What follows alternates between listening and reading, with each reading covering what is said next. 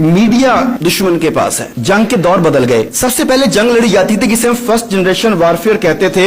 उसमें जिसके पास तादाद ज्यादा होती थी आमतौर पे वो तादाद की बुनियाद पर जीत जाता था। फिर सेकंड जनरेशन शुरू हुई, उसमें असलहा मैटर करने लगा। फिर पता लगा कि जिसके पास असलहा ज्यादा है ना और मुहारत ज्यादा है वो जीत जाता है। फिर दौर आया टेक्नोलॉजी का। उन्होंने कहा कि असलहा भी ठीक है, तादाद भी ठीक है, मगर टेक्नोलॉजी दूर बैठ के बंदा कैसे मार सको। सैयदना रसूल करीम ने कहा था ना कि जान लो कुव्वत नेजा फेंक कर मारने में, दूर से फेंक कर मारने में। और टेक्नोलॉजी उस वक्त भी कहते थे सीख लो सीख लो सीख लो। फिर पता लगा कि टेक्नोलॉजी जिसके पास है वो आगे निकल जाता है। फिर चौथा दौर आया कि टेक्नोलॉजी के साथ साथ दुश्मन के अंदर अपने जासूस छोड़े जाएं और इंफॉर्मेशन की बुनियाद पर जंग लड़ी जाए। इंफॉर्मेशन की बुनियाद पर जंग लड़ी जाए। फिर आज हम जिस एरा में जंग लड़ रहे हैं उसे फिफ्थ जनरेशन वारफेयर कहा जाता है। और आप हैरान रह जाएंगे कि फिफ्थ जनरेशन वारफेयर के लिए जो दो मजीद टर्म इस्तेमाल होती हैं, एक टर्म है डर्टी वारफेयर, डर्टी जंग का गंदा तरीका, उसका नाम ही डर्टी वारफेयर है। और दूसरा इसे कहते हैं साइकोलॉजिकल वारफेयर, नफ्सियाती तरीका जंग, के दुश्मन को नफ्सियाती तौर पर इतना मगलूब कर दो कि वो आप पर हमलावर होने का सोच ही ना सके। इसके लिए उन्होंने हमारे अंदर दानिशगर्द पैदा किए। हम उन्हें कुछ और कहते हैं, हम कहते हैं दानिशवर। दानिशवर को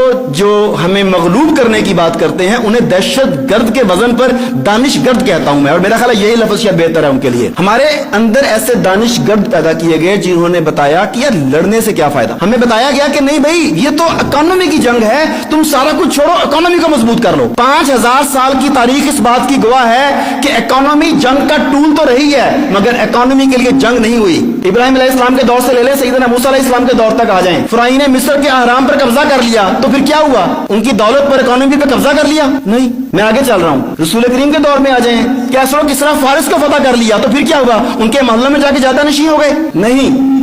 ये कभी भी इकोनॉमी की जंग नहीं थी। इसराइल उसके ऊपर अगर हमला कर रहा है बैतुल मुकद्दस के ऊपर, क्यों कर रहा है? इकोनॉमी के लिए कर रहा है। ये इकोनॉमी की जंग नहीं थी। 48 मुल्कों ने मिलकर आपके पड़ोस में हमला किया, इकोनॉमी के लिए हमला किया। ये इकोनॉमी की जंग नहीं थी। बर्मा में मुसलमानों की जिंदा की खालें उतार दी गई, इकोनॉमी के लिए उतारी गई? नहीं, ये इकोनॉमी की जंग नहीं थी। 5000 साल से ये नजरियात की जंग थी।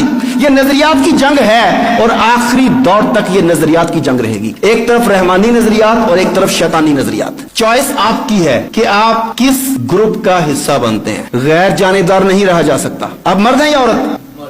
या मर्द हैं या औरत हैं? अगर आप कहें कि नहीं मैं तो न्यूट्रल हूं तो फिर क्या होंगे खुद ही सोच लीजिए। इसी तरह हक व बातिल की इस जंग में मैं न्यूट्रल हूं, न्यूट्रल नहीं रहा जा सकता।